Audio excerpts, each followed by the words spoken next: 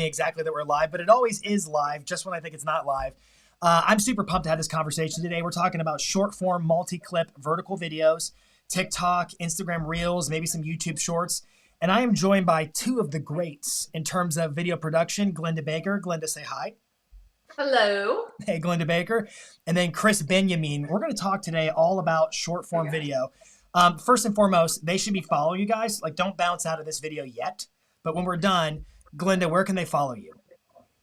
I'm the easiest person in the world to find, Glenda Baker, GLENNDABAKER on all social platforms. Don't miss the two N's in Glenda. That's the trick. That's the trick. Yep. Chris, how about you? Where can they connect? Same thing. My name at Chris Benjamin everywhere. KRYSBENYAMEIN.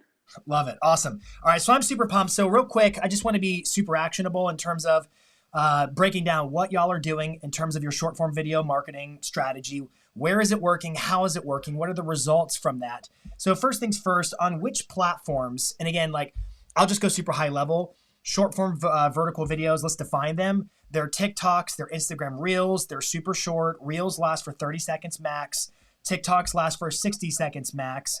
And then there's YouTube Shorts, which is in beta mode right now. There's some other emerging platforms coming along. Some people may define YouTube Shorts as, short form videos as up to 2.5 minutes.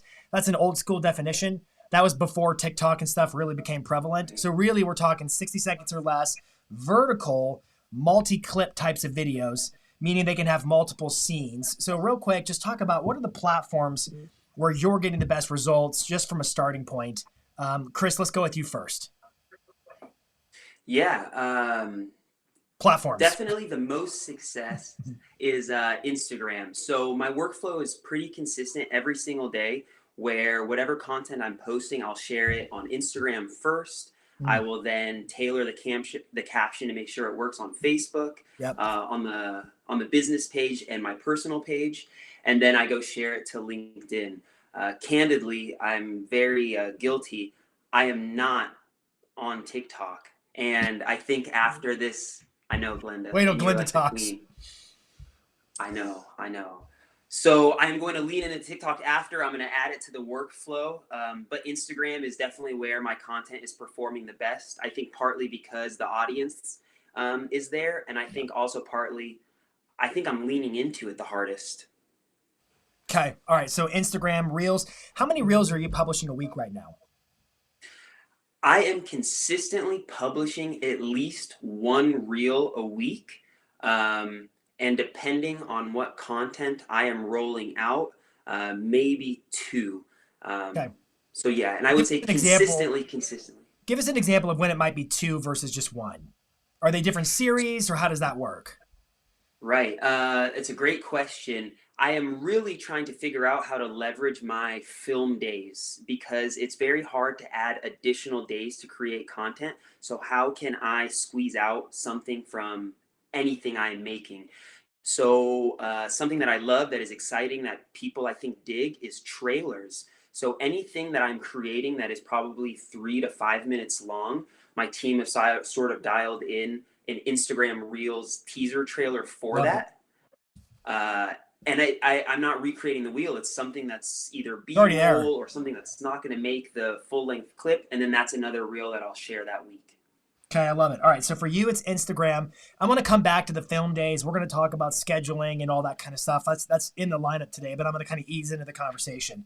That way, everybody's got to stay with us the whole time. Glenda, talk to us about what platforms you're getting the most juice from in terms of reach and engagement and all that kind of fun stuff. So I'm absolutely loving TikTok. That is absolutely my most high performing platform right now. I guess it's been about 2 weeks ago. I had a couple of videos go viral with 2.5. One has 2.5 million. The other one has 1.5 million views, and it doubled my followers. Well, I guess it tripled my followers, and then it also tripled my views. So I have about 13 million views total across all of the videos that I have. And it took my followers from 50,000 to 155,000 in about 10 days. Let's also talk about what TikTok's done for your Instagram follower base. It's increased my Instagram about 700%. Okay. But that also has to do with I am doing a lot more stories.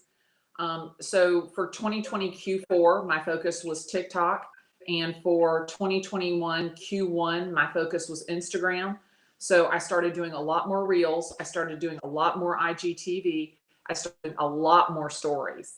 And so that has pushed my Instagram up about 700%. Okay, awesome. So, hey, Chris, there might be some initial ammunition in terms of why do it. Because if you get caught in that viral coefficient, it can go pretty darn far on TikTok. Let's just park on TikTok for just a second. What about your videos is enabling them to have that level of virality? And I'm going to put some teeth on the definition of this for a second. So Instagram Reels and TikTok, they measure views differently than other platforms. I actually have a post coming out in a couple of weeks where I went through and analyzed what's a view on all the different respective platforms. I won't bore us with that today, but it's definitely not the same thing as YouTube. It's not the same thing as IGTV. Basically, it's if a video plays for like a millisecond, it counts. Interestingly, and it counts loops and replays on TikTok and Reels. Instagram will count your own watches of your own video, but TikTok will not. Either way, a view is basically an impression when you're talking about Reels and TikTok. To call it a view compared to IGTV, it's two different things we're measuring. But still, the reach is insane for a couple of reasons. On TikTok, you've got the Discover page. You've got the For You feed that basically trends topics and gives you the chance to get caught in the riptide of virality on TikTok. And then on Instagram, basically, they redo the entire app. When Reels came out, they literally broke the interface and said, we're going to move the main feed over here so we can give the center button feed to Reels, which I think kind of gives you a glimpse in terms of how much are they staking their bet on the future of short form videos. That's what we should be listening to. So talk to us about TikTok, Glenda. What do you think enables your videos to just go so far and wide and have so much reach? Well, I think it's a couple of different things. Number one, they're informative. But number two, they're a little bit sassy. And I think that it's the combination of information and entertainment that has really caused them to go far. And the information that's contained in them is true and accurate and in real time. So I think that that's what's really kind of been the secret sauce behind my popularity, let's call it, on TikTok is just, I think it's just a combination of information and entertainment and a little of that Southern sass. Just a little, or I both of your videos, I'll sit there and watch them and I'll laugh. I'll laugh till I'm crying on watching y'all's videos. And Chris, I got to give you props because yours are just super creative. People may not have watched them yet, but when they go watch them, they're gonna be like, who comes up with all these ideas? They're so quirky but fun. Is it you, or is it a combo of you and your video team and so forth? You know, I got to give my video team a lot of credit because they are like a muse. They are an extension of what I'm thinking. But I'm doing a lot of the heavy lifting as far as the content creating ideas. Mm-hmm. I really am just trying to look for things that are timely. I'm looking for things that I know people are curious about that don't want to make the call and ask, and trying to frame them in a way that people want to sit there and listen. So I don't always, sometimes I will have a concept of like what I want to share aesthetically, and then I'll figure out a piece of content that goes with it. Other times I have an idea, and then I will figure out the background that goes with it. As I'm dialing in like a month beforehand, I'm constantly trying to look at the calendar to see, are there any holidays coming up? Are there any special events? Is there anything that I could drop on, like, I missed Earth Day. April Fool's Day, There was that so kind of many thing. opportunities. Exactly.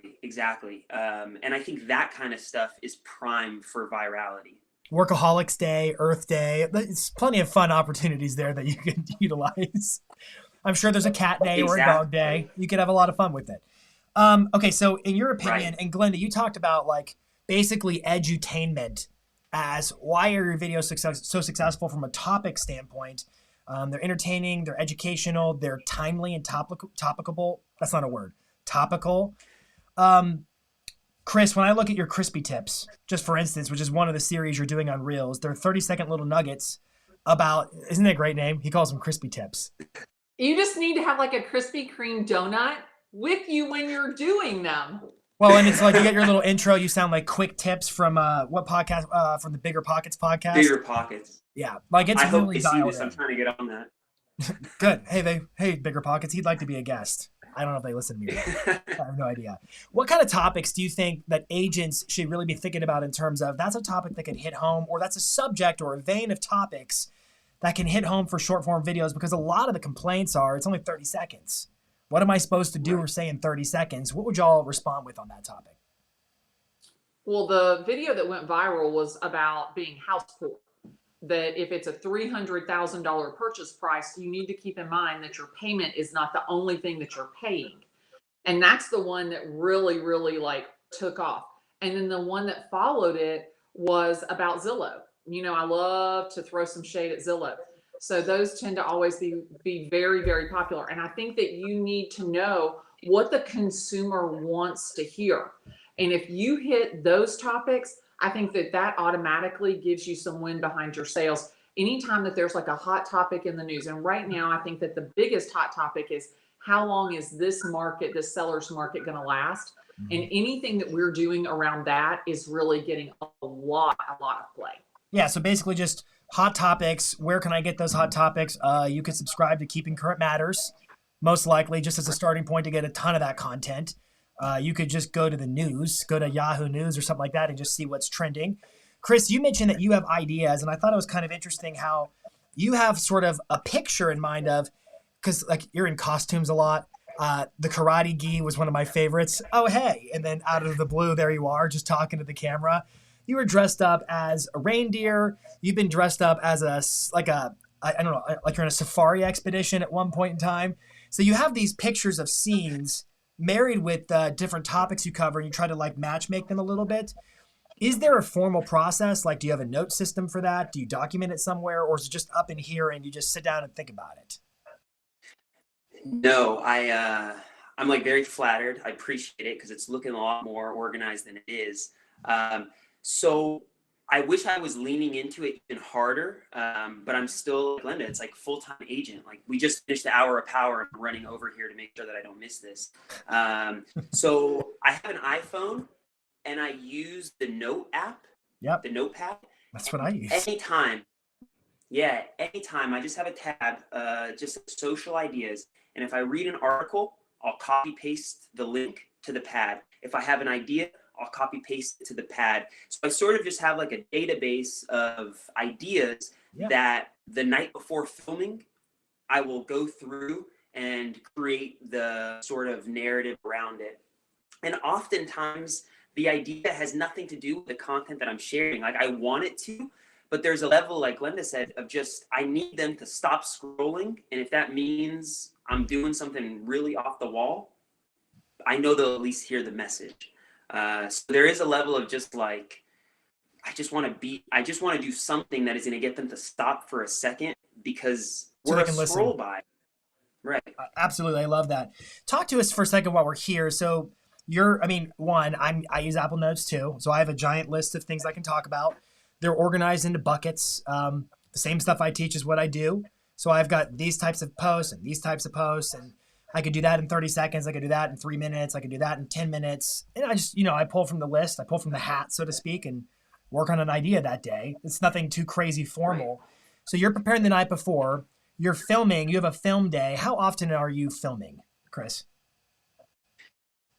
Yes. So we are filming. Myself, I'm filming twice a month, 2 full days a month. Okay. And out of those 2 full days, I am pretty much getting most of my content. My mom separately, Nahid, has 2 of her own film days where we're creating like all of her content as well. And do you share the same videographer on the team? We do not share the same videographer. Really? We have 2 separate video teams.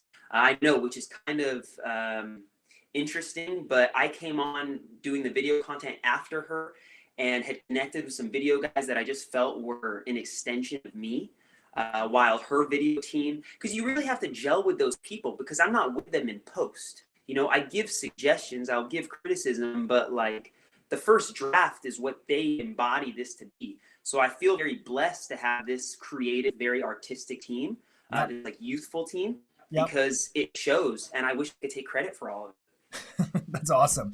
All right. Do they work for you? Are they contractors? How does that relationship function business wise? Yeah, so they are contracted out. Yeah, they're self-employed, and I sell them every month. I think if I wasn't doing such heavy lifting, I don't think I'm such a control freak, but I guess I am. We don't really do a lot of masterminding beforehand. I am now beginning to put on the calendar masterminds with them to brainstorm before shoot days, because Totally. I want that outside influence. It's testimony to you. Like I had wondered from the outside looking in, how much of this brilliance is just him versus are there people who are weighing in on this? And I know they're contributing, but it's like, you're clearly coming up with all these ideas. You prep them the night before and show up and execute, and they're really good. So total on 2 days of filming, and then I'm gonna go to Glenda next. After 2 days of filming, how many videos are we outputting every month? Ballpark. Yes, so I'm all about how many verticals we can create. And out of every vertical, how many pieces of content can I pull out? So one shoot day is exclusively for these neighborhood videos, which now I'm like reevaluating based on the video you shared the other day, as far as like what the consumer is looking for. But I guess that's like keep doing it. They work. Don't put too much. Don't listen to me too much. Just when it's convenient. And then another. No, I mean, I listen to all of it, and I really am learning so much from it. But another shoot day, I do all the crispy tips, and then I do sort of a long form educational video where I'm sitting on a chair, and I shoot that all in one day. And I think out of those pieces of content with the trailer and silly things, I'm probably making 16 pieces of like very professional, high quality content a month. And then the other, I don't know, 13 days of the month, I am just, it's like social proof, different things that I'm coming up with on my own. Both of you put out such amazing content. And Glenda, walk us through yours. I think yours is not going to be too dissimilar from his in terms of how you're doing it. Talk us about your strategy. Talk to us about your strategy. So Jason, I shoot 1 day a month, 11 hours. I start at 8 a.m. and I finish at 7 p.m. And I take 8 to 11:30 and shoot all of the TikTok. And that'll give me somewhere between 12 and 20 TikToks. Then I turn around, I take an hour lunch break. I'm back at 12:30. And we used to shoot the Glenda show in the afternoon, which is my long form video. But we are getting so much momentum behind the snack size that we actually now are taking the first part of the afternoon to shoot a new series for Reels called Glenda Goes Off. And Reels is about to extend that 30-second to 60. So it'll be much more TikTok agreeable. shareable. Yeah, well, it'll be much more agreeable to my format. So we'll have we shoot Reels. And so we can typically shoot, again, I'm not as good at Reels as I am at TikTok. So about 8 to 12 of those pieces. And then we're also doing a series on LinkedIn called Glenda's Guide to Real Estate. And we were able to shoot 6 of those. So those are a little bit more buttoned up, and I'm a little bit more crispy and a little bit more professional, because even though it's the same content and they can find my content across all platforms, I think that when you're putting out content on a platform, it needs to be platform friendly. And in my head, LinkedIn is a little bit more buttoned up, a little bit more uptight than especially my TikTok content. Right. So when I repurpose content, but I don't repurpose it in the same package. So that's kind of my deal. And then we shoot 2 Glenda shows, and the Glenda shows run from about 16 to 20 minutes on my YouTube channel. We slice and dice those so we can do them as trailers as well into IGTV. But we are getting out of that 11 hours about 35 pieces of content. She just doubled you. That's awesome. She's a beast. She's a beast. That's amazing. I'm extremely focused. I mean, I do the same thing. I keep everything in notes. One thing that I really like to do is answer the questions that have come up in my Q&A and have come up in my comments. I love answering those. And of course, it's not a day of filming without me throwing some shade on Zillow. So I always have some Zillow content to share. Of course.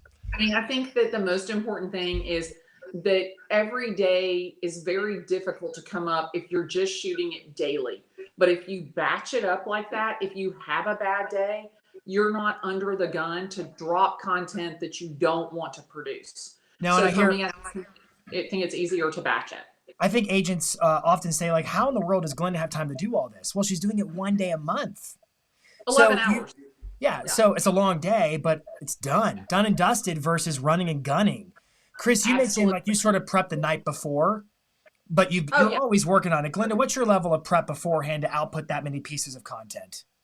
Oh, my stars and stripes. Yeah, I have all of my outfits laid out, head to toe, top to bottom, front to back. I already know what my hair and makeup is going to be. I know the sequence that I'm going to shoot the videos. So every single thing, I mean, you know me, Jason, I'm a system and process person. I have every single thing planned out that I'm going to do.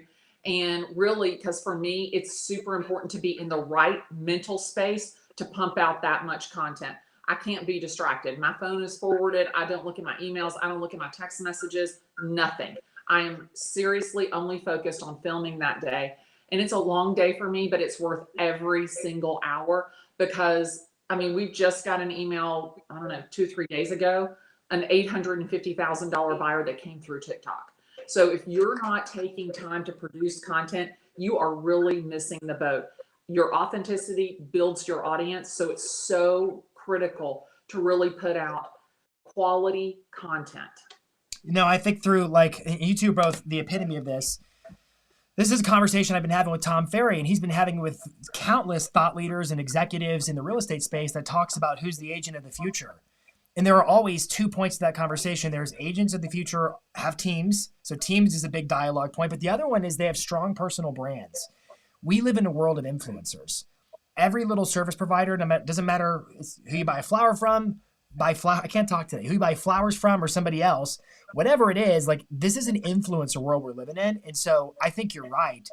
It's time to step up to the plate. But I'm hoping like we're kind of pulling the curtain back right now and sharing with people, because YouTube probably put out more, like I already said this, more video content than about anybody I know of. There are others, like I'm thinking about Tea DeCarlo. She puts out a lot too. Like Tea does rent the runway. She rents she does the same as you, Glenda. Like she gets her outfits ordered, has everything lined up, goes to the studio, films in one day. Every agent I know who's producing a lot of high quality video content across a range of platforms, Facebook, LinkedIn, TikTok, Instagram, you name it, is filming in batch. Every single one of them. And what's interesting is, I'm kind of putting this together right now. I know a lot of teams that have like a full-time videographer, and that's great. But I think one of the dangers there is not scheduling when we're going to film. And so you end up running and gunning versus both of you, and Taya too, hire contracted videographers for like 1 or 2 days a month. So I think there is something about having that X marks the spot, this is the day we're filming, and having to do it, and then it's done, just makes a lot of sense, whether they're full-time or not. Shannon Paul is watching. She said, Glenda, did you say you use the same content but reshoot for the different platforms? I had the same question. So talk to us about that. Yeah, so that's exactly right. So what I'm doing on TikTok is a little bit too sassy for LinkedIn, but the content is the same. So if I'm talking about Zillow and I'm talking about their fees, where on TikTok, I'm throwing a lot of shade at it. On LinkedIn, I'm talking about it much more factually. Because again, not that the person on LinkedIn can't Google me and find the stuff on TikTok, but I believe wholeheartedly that the platform that you're on, your content needs to be consistent with that platform. And we all know that LinkedIn is just a little bit buttoned up and uptight. Come on now. Well, and I think engineer person. I think you're right. And I think what's interesting is it's the same message of the content, but it's 2 different videos, just to be super clear. Yeah, literally 2 different files. 100%. Okay, cool. It's 3 different videos because one is for Reels, and the Reels one is really kind of, it's called Glenda Goes Off. So hello, you can imagine what it is. But the LinkedIn one, again, it's just got to be, it's my business suit, you know? That's such a clever way of subdividing because, we talk a lot about, should I put my content everywhere? My general point of view is the enemy of the best is good enough. And so I'd rather see you get in action by putting it everywhere if that enables you to cross-platform promote yourself. But when you get fully operationalized, this is so good what you're doing, because now you're independently growing and immersing your brand in each of those platforms, adhering to their culture and their guidelines and so forth in a way that brings about the right kind of lead gen, the right kind of referrals, the right kind of growth, and it positions you correctly in the right spotlight. So I think it's super smart. I've had this point of view for a while, like maybe it should be 80-20, like 80% of the content is ubiquitous across all platforms, 20% is unique, just to give it some level of this is special and you can only get this here. But I got to tell you, like, yours is smarter than mine. Yours is way smarter. Like, have the map of content. These are the things I'm talking about, but the how I talk about them is different per platform. However, I just anybody watching who's new, that's probably not a starting point. That's probably a growth point to get to. Like 0 to 1 first is the goal. And Chris, I can't remember if the recording was on yet. I think we were talking pre-show, like when did you get into video? And you were saying earlier on, like one video a week, you listen to Tom Ferry, and that's where you started. And then you escalated from there, right? Yeah, I escalated like pretty drastically. And that's kind of what I've been encouraging young agents or even old agents to understand what they're getting into, because I think more important than the content is the consistency. So I almost feel, and this has really been my advice to many, is how many days are you committed to showing up? And if it's going to be 1 day, all good. If it's 3 days, all good. If it's 5, even better. But don't let that be negotiable. And once you decide how many days you're going to show up, then you figure out how many filming days we have. Then you figure out how many verticals we need, and not vice versa, because, Glenda and I are sort of, we talk about a shoot day, but then what about all the hours it takes to write the copy? What about like putting it out there? What about responding to the DMs and the comments? So there's so much more that I don't think people really accept when they decide I'm gonna start making these videos. Dude, that's a great point, Chris. That's a great, because you've got to be active in your comments, and you've got to be timely in your comments, and you've got to be prepared for the comments. Right. Because you got to keep in mind, I've got a completely different audience than Chris, and I've been called Karen more than once. And TikTok, you got to have a really thick skin, because like some of the comments, like some guy just wrote on my most recent video, "This is the worst advice ever." Well, the first thing I did was went to his profile, and I'm like, "What are you telling your followers?" "Oh, you have none. I forgot. Get out of the arena if you don't want to get your ass kicked." So, I mean, you've got to be prepared to do that. That's awesome. I just got 2 reels out of each of you right there. One back to back, just little chops I can post later on. That's great. Talk about repurposing content. Y'all are awesome. Okay, I got a couple of things. No, Chris, you're up, I would man. say, for what it's worth, I really feel like you are making it when people start throwing shade. And I am just beginning to get a couple, like, they don't call me Karen, but my version of Karen. And I almost like, I want to say I love it, because if we are doing something to invoke such a response out of somebody that they're going to write something, and it might be negative, but it's like thoughtful, we're winning, like joke is on you. So, well, Chris, you remind me of my mom. You are like you are my role model. Well, I'll tell you, wait till you have your like followers, like jump on them. That's my favorite thing, is because I call them Glendarattis. So the Glendarattis, if somebody mean, like my Glendarattis will jump on them. "She is so awesome. She's completely right." And I love it when I see that, because it's like, I don't even have to say a thing, because the Glendarattis jump on them.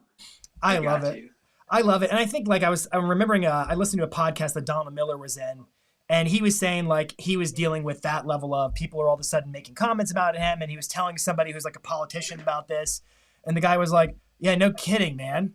You're out of the foxhole now. You got a target on your back. Expect to get fired at. That's just the nature of it. But if you're going to be out there on the field and playing, you're going to take hits. And so prepare yourself now. Now, some of the hits may be hard. Like TikTok's going to probably hit with a little bit more jab than some of the other platforms. So be ready for that.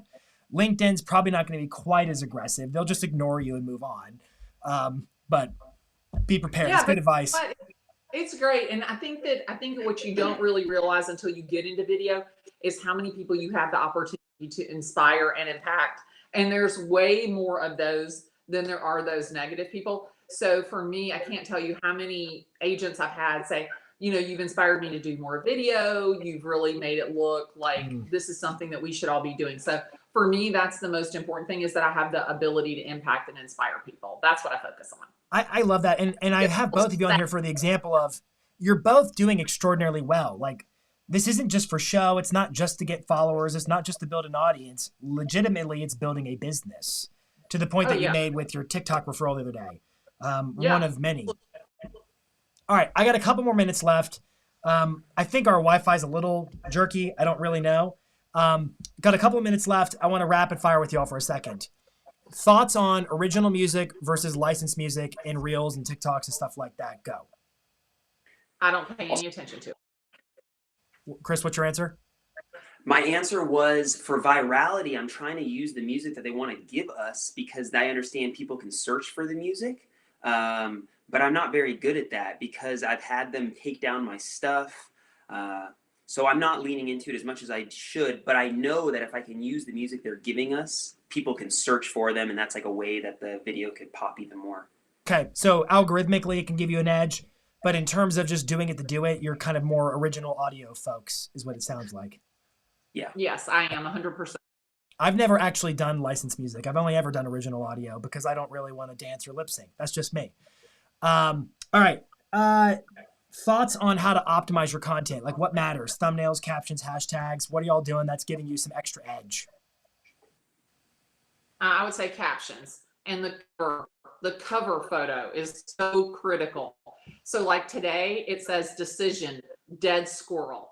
So that's the caption, or that's like the cover on the TikTok today. So that definitely, like, and it's like a dead squirrel, like blurred out.